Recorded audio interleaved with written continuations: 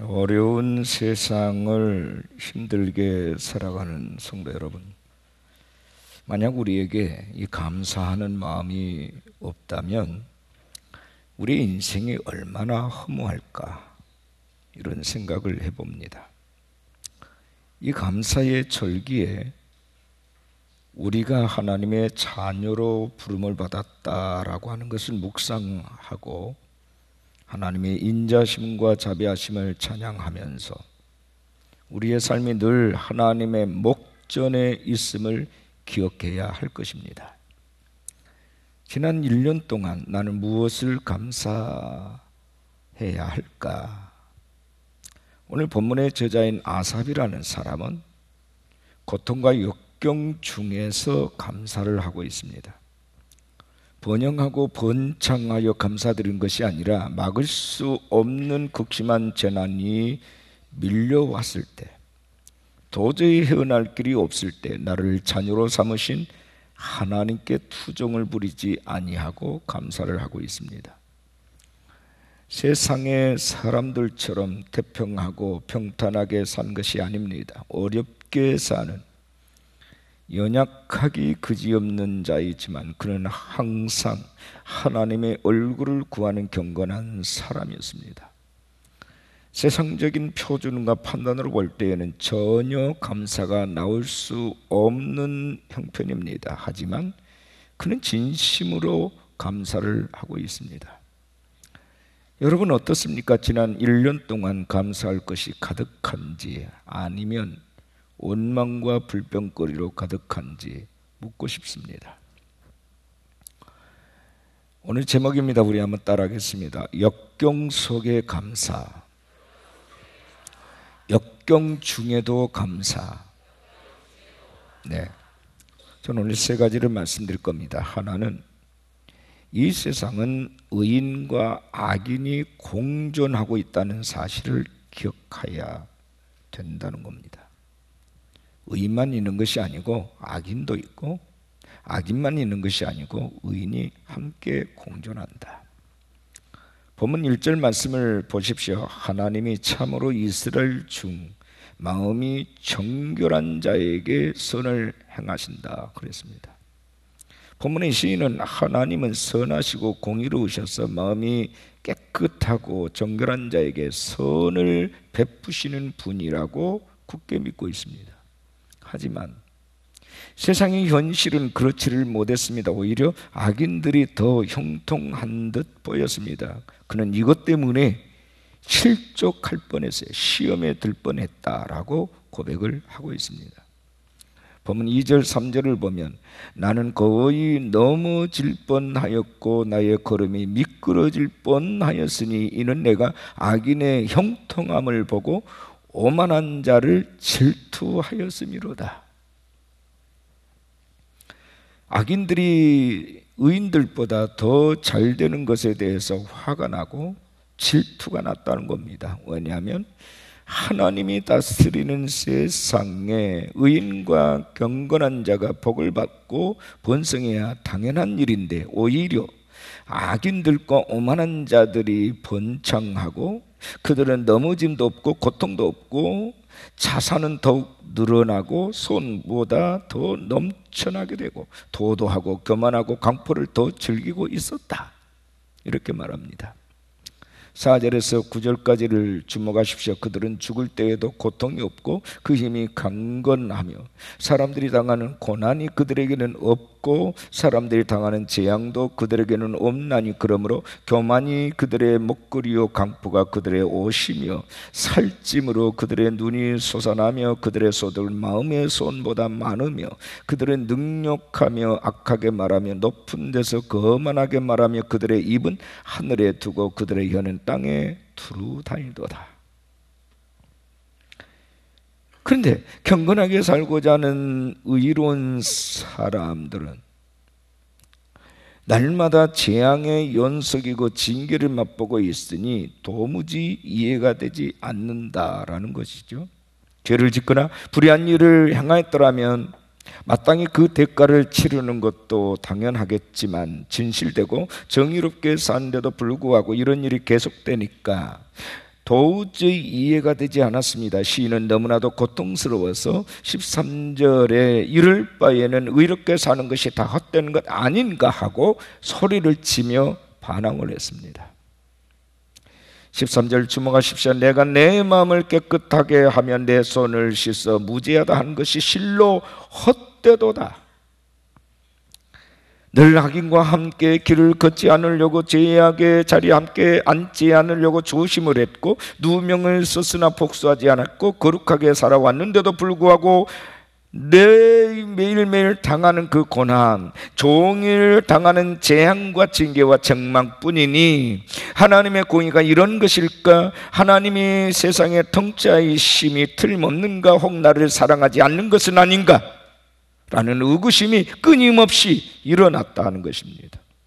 시인은 낙심이 되었고 시험에 빠졌습니다. 그는 고민하다가 17절에 성전에 나가서 하나님의 인자하심과 가르침을 받고서야 그 해답을 얻을 수 있었다라고 고백을 합니다.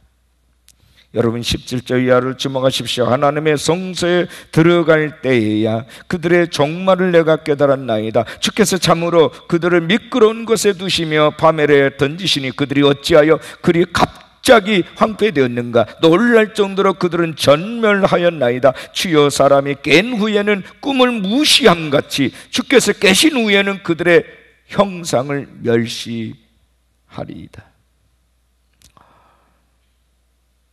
그들을 미끄러운 곳에 두시며 파멸에 던지셨다. 그는 그것을 목도하고서야 깨달았고 성전에 가서 하나님 얼굴을 구하면서 깨달았습니다. 악인들의 결국은 파멸이라고 하는 것을 알게 됐습니다. 그들은 지금 미끄러지는 낭떠러지 빗달길에 서 있는 것임을 알았습니다. 그들은 그렇게 전멸될 것이고 20절에 그들의 부귀영화는 일장춘몽으로 끝날 것임을 알았습니다. 여러분 악인들과 의인들의 결말을 아십니까? 시인은 악인은 현세에서 번창하고 풍성하고 행복한 듯 보여도 종말에는 파멸과 황폐의 전멸로 운명을 마치게 될 것을 보았습니다. 그러나 의인은 종말에 있어서 하나님의 영광에 이르게 되고 현세에서는 하나님의 교훈을 따라 살게 된다는 것이었습니다. 이것이 의인이 받는 영원한 축복임을 깨닫게 되었습니다. 악인과 의인이 공존하고 있는 세상, 우리가 현실을 보면 악인이 형통하고 의인이 고난당한 것이 불공평한 듯 보이지만 그러나 그렇지 않다 부러운 간에 하나님은 정확하게 하나님의 공의로 악인들을 심판하시고 그들을 전멸하신다. 그걸 몰랐는데 성소에서 주의 보좌 앞에 엎드리면서 예배하면서 깨닫게 됐다. 지나간 역사를 피드백해 보니까 그랬더라는 겁니다. 결코 악인의 결말이 형통이 아니었어요. 그리고 의인의 결말은 저주나 재앙이 아니었습니다. 우리가 여기서 두 번째 깨달아야 될 교훈이 있습니다. 우리 한번 따라하겠습니다. 하나님을 가까이 하라. 옆에 분에게 하나님을 가까이 하십시다. 정말로 진실로 가까이 하시기를 바랍니다. 여러분 27, 28절을 주목하십시오. 무릇 주를 멀리하는 자는 망하리니 음녀같이 주를 떠난 자가 주께서 다 멸하셨나이다. 하나님께 가까이 함이 내게 복이라. 내가 주 여호와를 나의 피난처로 삼아 주의 모든 행적을 전파하리이다. 본문의 시인은 전능하신 하나님으로부터 받은 응답임을 분명하게 고백하고 있습니다. 이제부터 늘 하나님만을 의뢰하고 하나님을 가까이 하겠습니다. 하나님은 나의 진정한 피난처이십니다. 분명한 고백을 하고 있어요. 지금 우리는 지난 1년간 베풀어 주신 주님의 은혜에 감사하려고 주님의 보좌 앞으로 나왔습니다. 맞죠? 맞습니까? 아멘을 크게 하십시오. 우리에게도 물질과 번영과 건강 때문이 아니라 오히려 많은 역경과 시련 속에서도 하나님이 베푸시는 은혜가 있어요. 역경 속에서의 감사할 제목이 너무 많아요. 기쁨과 소원의 성취가 전혀 없었던 게 아닙니다. 올 한 해 큰 행운을 거머쥔 사람도 있을 것입니다. 결혼이라든지 승진, 등남, 등녀, 성공 등등. 하지만 이런 것들은 우리 인생길이 슬픔과 수고뿐이라는 진리에 비춰봤을 때의 첫 번째 행운은 아닙니다. 이별과 슬픔과 실패와 질병과 가난과 배신과 모함, 오해 등으로 잊을 수 없는 악몽 같은 한 해였습니까? 이것 역시도 꼭 나쁜 것만은 아닙니다. 사도행전 16장을 보면 아시아에서 전도를 하다가 유럽으로 건너간 바울과 실라는 빌립보 성에서 귀신 들린 점쟁이를 고쳤는데 이것이 문제가 돼서 사실 심리도 거치지 않냐고 매질을 당하고 착고에 묶여서 감옥에 투옥됐습니다. 살이 터지고 찢어지면서 심한 고통을 겪어야 했어요. 인간의 본성대로 하면 미움과 분노와 복수심에 불타야 하지만 바울과 실라는 오히려 하나님께 감사하고 찬양을 했습니다. 갇힘과 억울함과 고통 중에도 불구하고 그리스도의 구원과 생명의 기쁨 때문에 감사와 찬미의 제사를 드렸습니다. 우리 성도들의 길은 가는 길 자체가 고난의 길이고 고난의 연속입니다. 성경은 무수하게 그것을 우리에게 말씀하고 있습니다. 의로운 성도들이 받는 복은 하나님을 가까이 하는 것이고 하나님을 믿고 신뢰하는 것입니다. 아멘 하십시오. 더 크게요. 아멘. 본문의 아삽은 이 진리를 깨달은 후에 세상에 현혹되어 신앙적 사고를 하지 못한 것을 뉘우치고 진심으로 해결을 했습니다. 그는 신앙심이란 조금도 없는 좁은 마음과 짧은 안목으로 하나님을 원망하고 자기 처지를 한탄한 것을 회개했습니다. 21절 이하에 내 마음이 산란하며 내 양심이 출렁나이다. 내가 이같이 우매무지함으로 주 앞에 짐승이오나 내가 항상 주와 함께하니 주께서 내 오른손을 붙드셨나이다.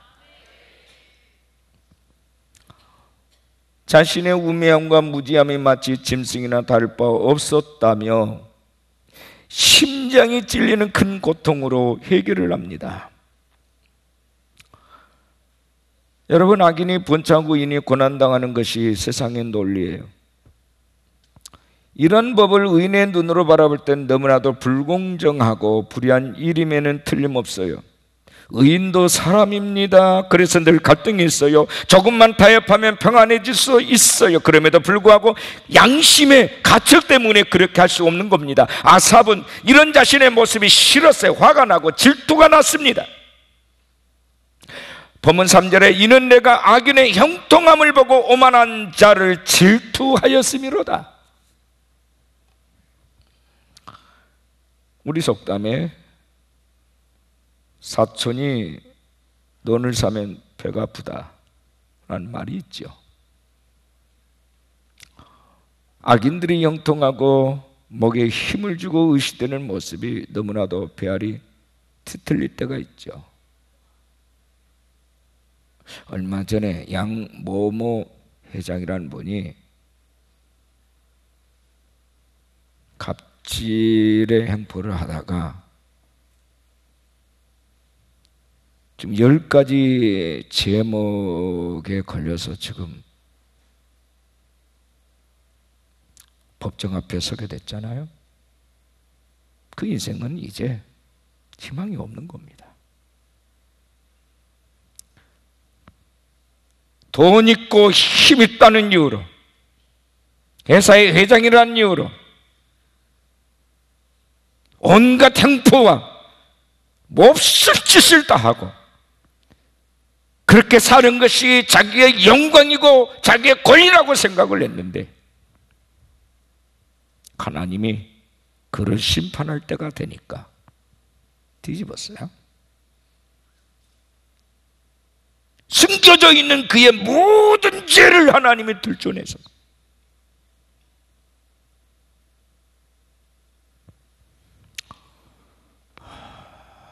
돈 있으면 누가 대신 감옥에 가준답니까?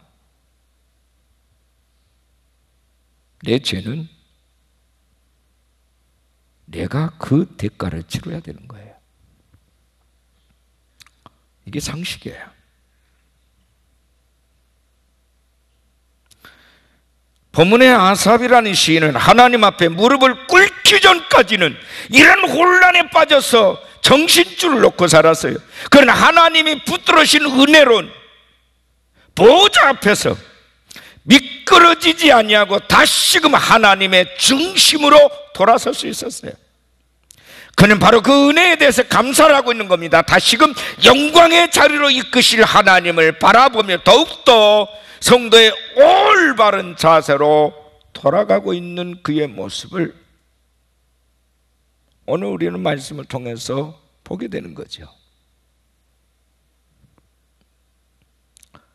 우리의 악행과 우리의 모든 죄와 허물을 하나님이 들춰낼 줄 몰라서 지금 감추고 있는 게 아닙니다. 회개할 수 있는 기회를 주시고 있는 거예요. 돌이킬 수 있는 기회를 주고 계신단 말이에요. 그럼에도 불구하고 돌이키지 아니하면 반드시 언젠가는 그 죄값을 치르게 만드실 거라고.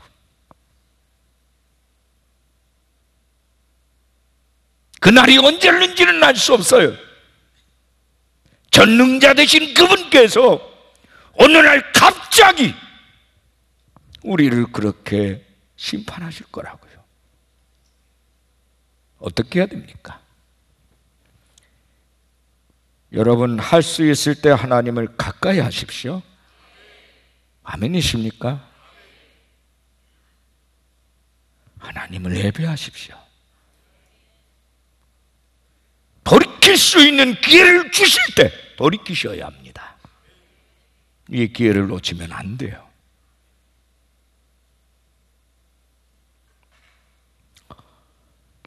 세 번째 교훈입니다. 우리 따라하겠습니다. 가짜에 속지 말자. 옆에 분에게 가짜에 속지 마십시다.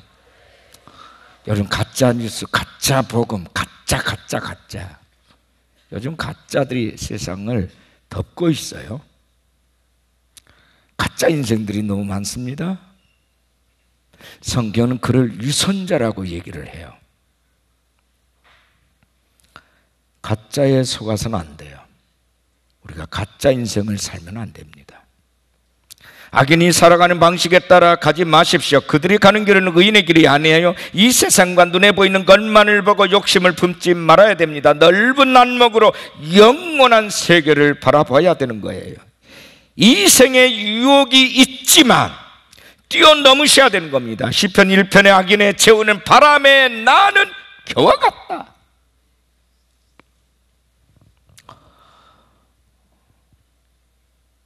질문 하나 하겠습니다. 왜 하나님께서는 의인들에게 역경의 역사로 섭리하실까? 왜일 것 같습니까? 왜 의인들에게 고난과 역경과 시련을 주실까요? 왜요? 두 가지 이유 때문입니다. 하나는 하나님께만 붙어 있도록 하기 위해서예요. 그저 평안하고 잘 되기만 하면 마음이 타락하고 주님을 멀리하기 때문입니다. 하나님의 택하신 백성은 역경이 있어야만 주님께 매달립니다. 계속 순풍만 불면 그리스도를 의지하고 삼아는 열심히 식어지고 감사와 겸손이 없어지고 나 때문에 잘 될 것인 양 교만해져요. 어려움이 계속될 때에만 하나님께 엎드리고 간구하고 신뢰하는 마음을 보내고 항상 그분께 붙어 있으려고 하는 거죠. 두 번째 이유는 하나님의 합당한 사람으로 우리를 만드시기 위해서입니다. 본문 28절에 하나님께 가까이 함이 내게 복이라. 내가 주 여호와를 나의 피난처로 삼아 주의 모든 행적을 전파리이다. 사람이 잘되기만 하면 죄를 지으려는 본성이 작용을 합니다. 잘되기만 하면 죄를 지어도 되는 줄로 착각을 합니다. 잘되기만 하면 열정이 식어버립니다. 하지만 역경을 만나면 겸손해지고 악을 버리고 열정이 다시 되살아납니다. 여러분 그렇지 않습니까? 저는 매일 그것을 경험하고 있습니다. 고난이 있으시다고요? 속히 정신을 차려야 합니다. 빨리 하나님 앞에 엎드리고 순종해야 됩니다.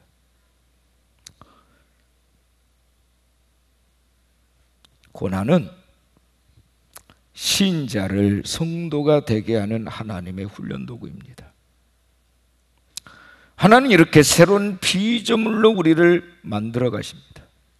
이것이 자기 백성들을 향한 하나님의 역사요 하나님의 섭리입니다.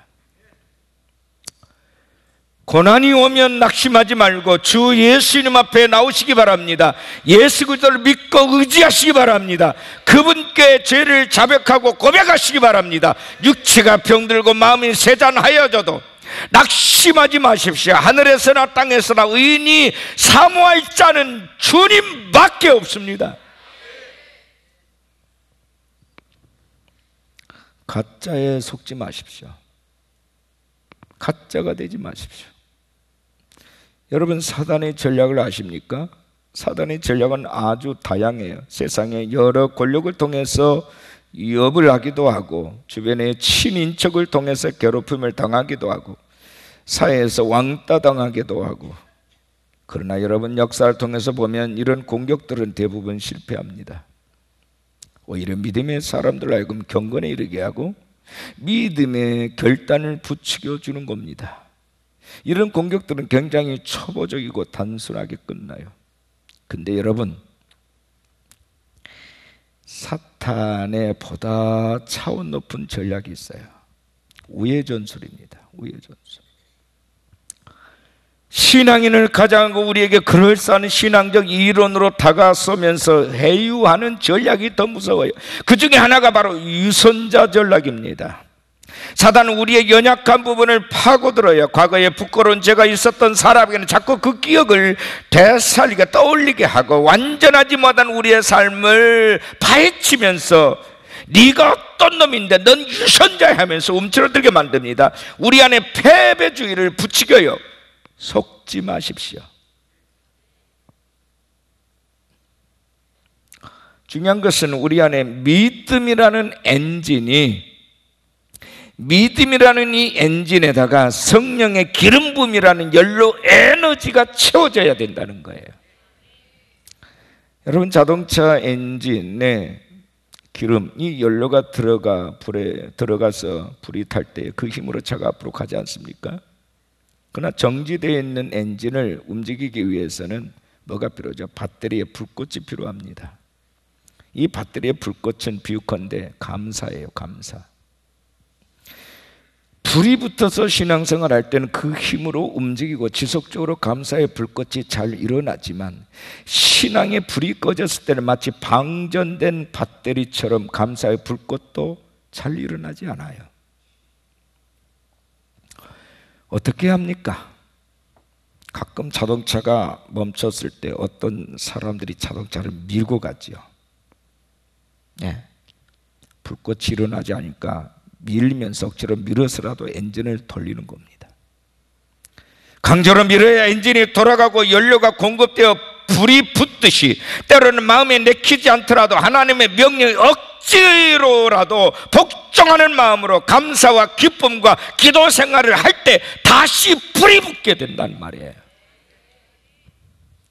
아십니까?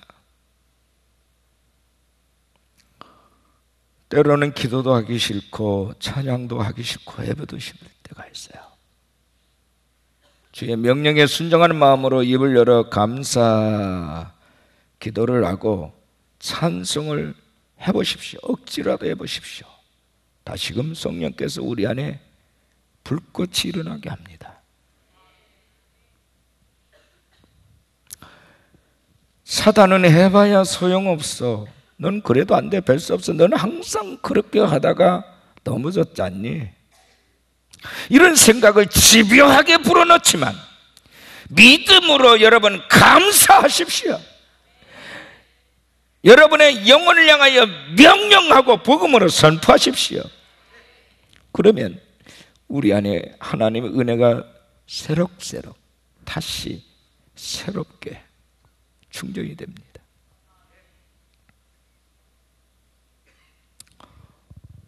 어느 목사님 사모님이 유한 말기 판정을 받았습니다. 평생 주의 일에 수고를 했는데 청천벽력이었어요. 이 사모님이 하도 기가 막혀서 기도도 나오지 않고 찬송도 나오지 않았어요. 입을 굳게 다물고 음식도 입에 대지를 않았습니다. 한창 나이에 이 지경이 된 것은 개척교회 시절에 극심했던 고생 때문이라는 생각이 들었어요. 은근히 남편 때문이라는 생각이 들었고 남편과 하나님이 원망스러웠답니다. 그러던 어느 날 이 목사님은 당시 그의 멘토인 감리교 신학대학의 윤성범 학장님을 만났대요. 학장님으로서의 목사님, 얼굴이 어두운데 무슨 일이라도 있나요? 목사님이 형편 얘기를 했습니다. 제 아내가요, 유한 말기 판정을 받았는데요, 너무 고통도 고통이지만 그 마음속에 원망과 불평이 생겼습니다. 내가 어찌해야 할지 모르겠습니다. 그러자 이 윤학장님이 한 가지 제안을 했어요. 목사님, 노트 한 권을 사다가 아내에게 주세요. 그리고 그 노트에 감사할 일만 생각난 대로 한번 적어보라고 권면해 보세요. 목사님은 즉시 노트를 사들고 아내에게 갔습니다. 사모님은 이 마당에 내가 무슨 감사할 일이 있다고 그러세요? 톡 쐈어요. 그러거나 말거나 노트를 방에 놔두고 나왔습니다. 한참 동안 사모님은 자신의 삶을 돌아보면서, 그래, 내가 감사했던 적이 있었는가? 없었더라는 거예요. 별로 없었어. 그래서 노트에다가 한두 줄씩 감사할 일을 적어보았습니다.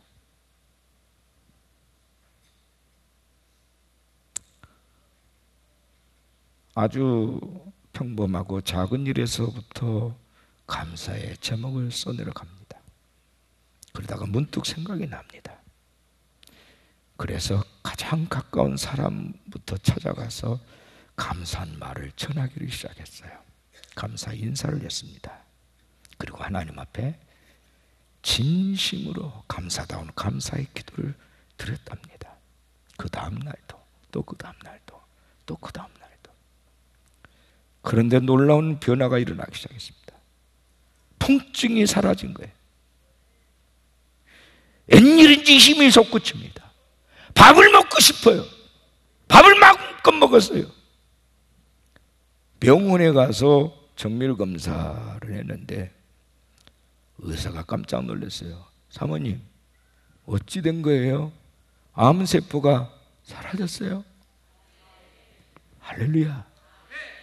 암세포가 말끔히 없어졌어요.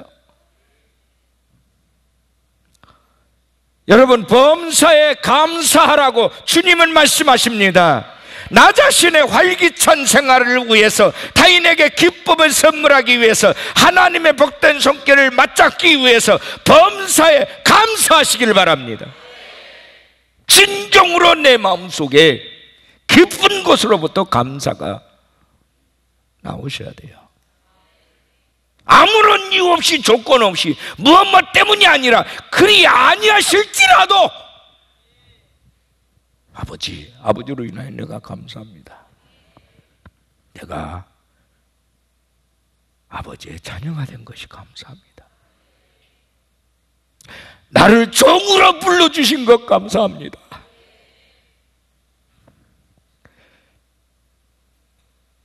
내 마음이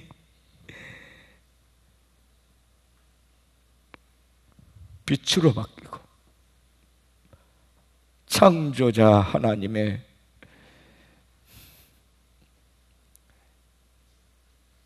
은총과 은혜에 대해서 감사한 마음으로 바뀔 때 우리를 공격하는 암세포도 녹아지고, 할렐루야, 우리를 괴롭히는 모든 질병도 떠나가고,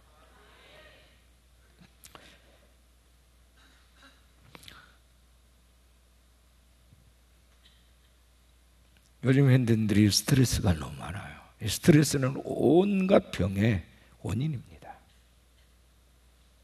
근데 감사는요, 스트레스를 몰아내요. 할렐루야. 모든 것을, 어둠의 모든 것들을 쫓아내요.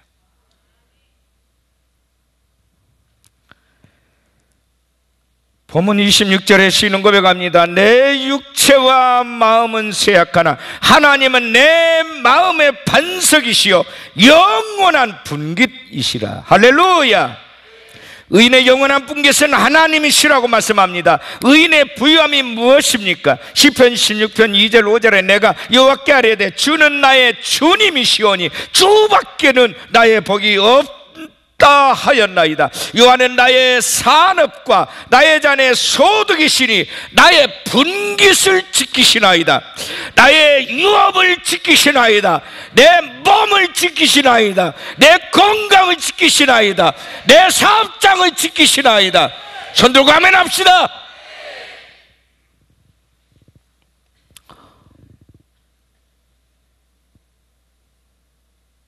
하나님이 나를 구원하심이, 하나님이 나와 함께 하심이 든든한 반석이요 요새입니다. 하나님이 나와 함께 하심, 이것을 보배로 삼고 고통과 사망의 길에서도 항상 이 진리를 묵상하고 감사와 찬양으로 영광의 제사를 올려드리는 의인의 삶을 사시기를 축원합니다.